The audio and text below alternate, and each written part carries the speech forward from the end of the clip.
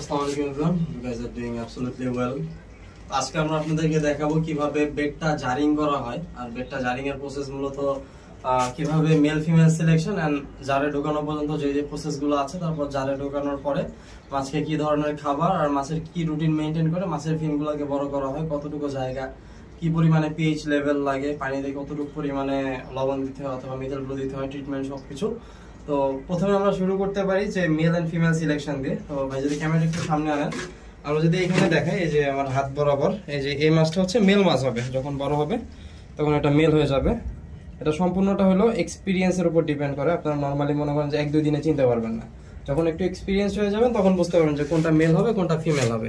এই যে এখন যদি আমরা বলি যে মেল ফিমেল চিনি কিভাবে, তো মাছটার যদি দেখেন লেজ আর ফিন, তো যে মাছের লেজ আর ফিন সমান সমান থাকবে সেটা হবে ফিমেল, আর যে মাছের মানে নিচের যে ফিন, লোয়ার ফিনটা লেজের তুলনায় বড় হবে সেটা হবে মেল মাছ। তো আমরা এইভাবেই মূলত মেল অ্যান্ড ফিমেল সিলেকশন করে থাকি। তো এটা যদি একটু দেখানো যায়, এই যে এই মাছটা হচ্ছে লেজ আর ফিন একটু ডিফারেন্স আছে, লেজটা একটু ছোট, ফিনটা একটু বড়, তার মানে এটা মেল মাছ। সেটা দিলাম, সিলেক্ট হয়ে গেছে। তো সেম প্রসেসে আমরা যখন অন্যান্য মাছগুলোকে দেখবো এভাবে করেই চলবো। তো একটা ফিমেল দেখায় আপনাদেরকে বোঝার সুবিধার্থে। এই মাছটা কিন্তু নিব না, হ্যাঁ, কিন্তু যদি এই মাছটাকে আপনারা দেখেন, এই যে লাফাচ্ছে যদিও, এই যে ওর লেজ আর ফিন দুইটাই কিন্তু সেম সাইজ। আপনি হাজার চাইলেও ওটাকে আলাদা করতে পারবেন না, এর মানে এটা হলো ফিমেল মাছ। আর আমরা ফিমেল মাছকে নিব না। ফিমেল মাছ দেখা যায় যে আমরা ওই 50-60 টাকা করে সেল করে দিব, আর মেল মাছগুলোকে নিয়ে জারিং করব, জারিং করে মাছগুলোকে বড় করা হবে।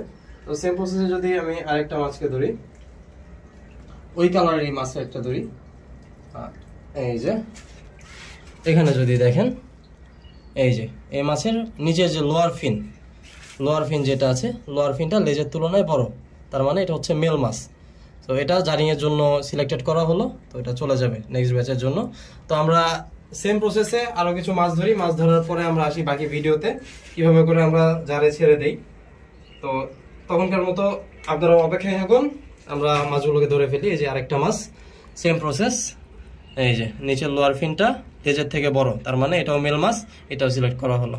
বেশ, সুবিধার্থে আমাদের আরো মাছ আছে। এই ট্যাঙ্কে যদি দেখেন, এই ট্যাঙ্কেও বেডটা, নিচের ট্যাঙ্কে যদি দেখেন, নিচের এই ট্যাঙ্কেও বেডটা, হয়তো বা কারেন্টের কারণে বোঝা যাচ্ছে না। তারপর একটু ক্যামেরাম্যান একটু উপরে উঠেন, এই ট্যাঙ্কে যদি দেখেন, আমাদের এই ট্যাঙ্কেও রয়েছে সম্পূর্ণ বেডটা দেওয়া ভরপুর। আর একটু টিপের ভিতরে চলে আসেন, আমাদের এই ট্যাঙ্কে যদি দেখেন এখানেও বেডটা রয়েছে, আরো নিচে আরো 6টা ট্যাঙ্কে বেডটা দিয়ে সম্পূর্ণ লোডেড রাখা হয়েছে। তো ওগুলো আমরা আপনাদেরকে ভিডিওর সামনে দেখাই দিব।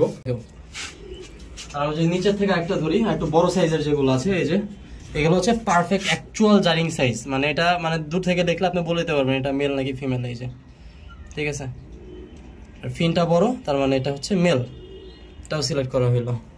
বেশ, তো এখানে আছে হলো বেডটার মেল, প্রত্যেকটা বেডটা হচ্ছে মেল।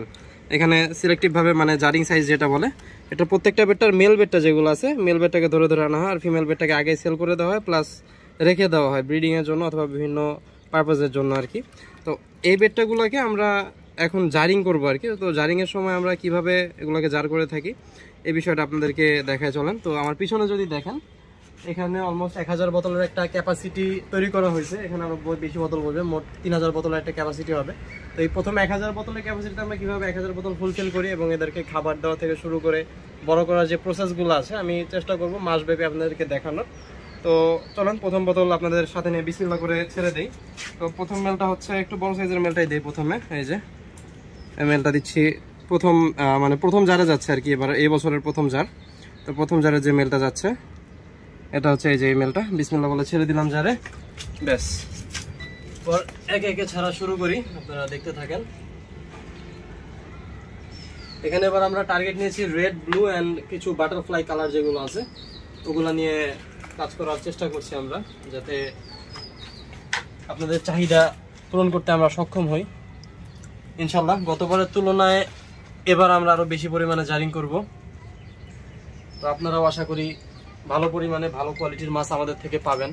যদি আপনারা বাংলাদেশের মধ্যে ইম্পোর্ট কোয়ালিটি থেকে বেটার মাছ পান, তাহলে ইম্পোর্টেড মাছ কেন নেবেন? তো আপনারা অনেকেই মনে করেন যে ইম্পোর্টেড মাছ মানে ভালো মাছ অথবা ইম্পোর্টেড মাছ মানে কোয়ালিটি ফুল, বাট না ভাই, আপনারা যদি দেশের মধ্যে ভালো কোয়ালিটির মাছ পেয়ে যান ইম্পোর্টেড কোয়ালিটির সাথে বিট করার মতো, তাহলে ইম্পোর্টেড মাছের তুলনায় দেশের মাছ কিনা ভালো না? কিন্তু আপনারা এই জিনিসটা বুঝতে চান না। আপনারা মনে করেন কি ইম্পোর্টেড মাছ মানেই আমরা কোটিপতি হয়ে যাবো ওই মাছ ব্রিড করা, কিন্তু বিষয়টা আসলে এরকম না, কখনোই না।